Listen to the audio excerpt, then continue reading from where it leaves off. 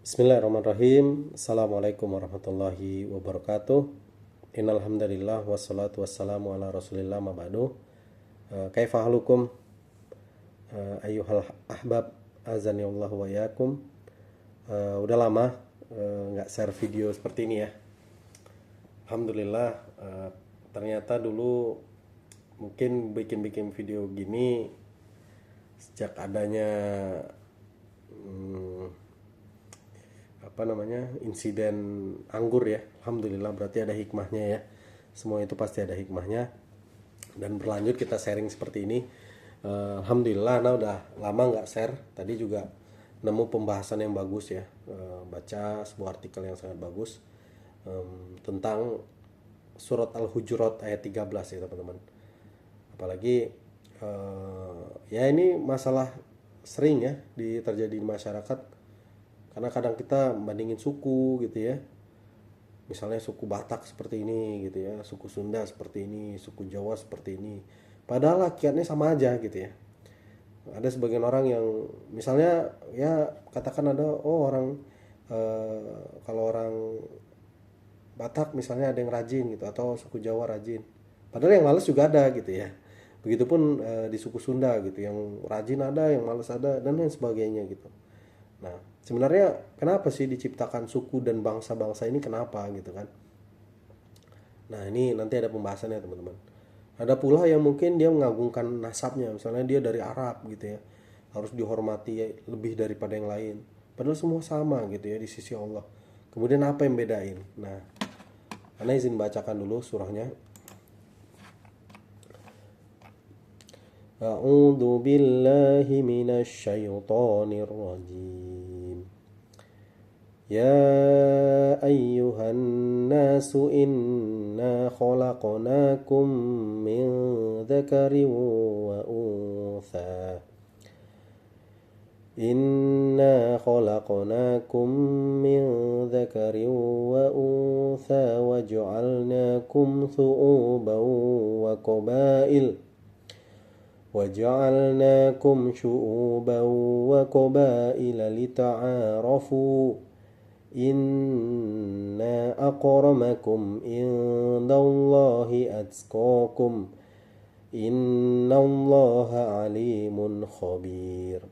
Artinya, wahai manusia, sungguhnya kami menciptakan kamu dari seorang laki-laki dan seorang perempuan, dan menjadikan kamu berbangsa-bangsa dan bersuku-suku supaya kamu saling mengenal. Sungguhnya orang yang paling mulia di antara kamu di sisi Allah ialah orang yang paling takwa di antara kamu. Sesungguhnya Allah Maha mengetahui lagi Maha mengenal. Lihat teman-teman, Allah di sini bukan berkata ya ayuhal mu'minun, ya ayuhal muslimun, ya ayuhan nas, bukan ya ayuhal muslimun, ya ayuhal mu'minun, ya ayuhan nas, wahai sekalian manusia. Inna khalaqnakum min dzakari wa unsa, sungguhnya kami menciptakan kamu dari seorang laki-laki dan perempuan. Wa ja'alnakum syu'uban wa qabail, gitu kan? Dan kami menjadikan kalian berbangsa-bangsa dan bersuku-suku. Nah, wa ja'alnakum syu'uban wa qabaila baru langsung Allah jawab, lita'arrafu, gitu ya. Untuk saling mengenal, teman-teman. Ya kan, gimana indahnya misalnya Ana dari suku Batak gitu ya, bertemu dengan Pak D dari suku Jawa gitu ya, mengenal Oga dari suku Sunda, mengenal A, B, C, D gitu ya. Bahkan sampai misalnya kita menikah dengan berbeda suku, itu untuk saling mengenal gitu ya. Lita'arrafu. Nah, langsung Allah jelaskan lagi, inna akramakum indallahi atqakum. Sungguhnya orang yang paling mulia di sisi Allah atqakum, orang yang paling bertakwa. Bukan yang Arab gitu ya. Wah, mentang-mentang Arab gitu ya. Gitu, deket lahirnya di Arab, paling mulia. Enggak, teman-teman. Orang yang paling mulia di sisi Allah adalah orang yang paling bertakwa. Gitu ya. Innallaha alimun khabir. Sungguhnya Allah itu Maha mengetahui lagi Maha mengenal. Gitu. Jadi ya kita harus tingkatkan takwa kita. Bagaimana cara meningkatkan takwa? Kita beribadah kepada Allah, ikhlas karena Allah, dan ittiba gitu ya, sesuai dengan tuntunan Nabi Muhammad Sallallahu Alaihi Wasallam. Ini kalau tafsir At-Tabari ya, At-Tabari rahimahullah berkata, sungguhnya yang paling mulia di antara kalian wahai manusia adalah orang yang paling tinggi takwanya pada Allah, yaitu dengan menunaikan kewajiban dan menjauhi maksiat. Bukan yang paling mulia dilihat dari rumahnya yang megah atau berasal dari keturunan yang mulia, bukan. Gitu ya teman-teman. Bagaimana kita misalnya bangga gitu ya, kita dikenal oleh gubernur, presiden, bahkan dikenal mulia di sisi mereka. Tapi bagaimana bangganya kita ketika kita dimuliakan, ternyata kita mulia di sisi Allah. Ini adalah kebanggaan yang besar teman-teman. Baru ada komentar dari sahabat Ibnu Abbas radhiyallahu anhu, dinukilkan juga oleh Ustadz Abduh di sini. Karomat dunya al-ghani wa karomal akhirah at-taqwa. Mulianya seorang di dunia itu karena kaya. Namun mulianya seorang di akhirat karena takwanya. Ini luar biasa ya. Ya kita nggak usah inilah ya, lihat aja orang-orang kaya di mungkin sekitar rumah kita, atau yang kaya di antara kerabat kita itu biasanya dimuliakan orang tuh. Ya karena memang mulia seorang di dunia karena kaya gitu. Tapi ya mulianya seorang di akhirat karena takwa gitu. Dan ini selamanya teman-teman ya. Kalau di dunia kan paling orang hidup berapa tahun?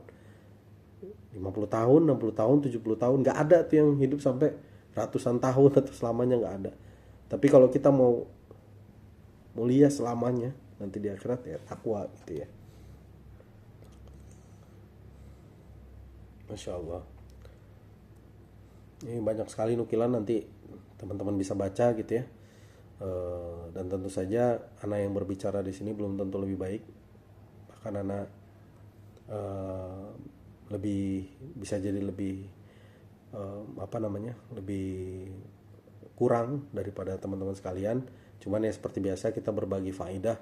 Kalau ada yang nemu tulisan bagus ya di share aja gitu ya, dibikin video gitu ya, misalnya Ucup gitu ya, atau siapa yang punya menemukan faedah yang bagus ya kita share sama-sama, kita lanjutkan kebiasaan baik ini. Sayang kalau tidak kita lanjutkan. Gitu teman-teman, kurang lebih dari Ana. Kurang lebihnya mohon maaf. Jika ada kata-kata yang benar itu datangnya dari Allah, jika ada yang salah dari diri Ana pribadi atau dari syaitan, jazakumullah khairan. Assalamualaikum warahmatullahi wabarakatuh.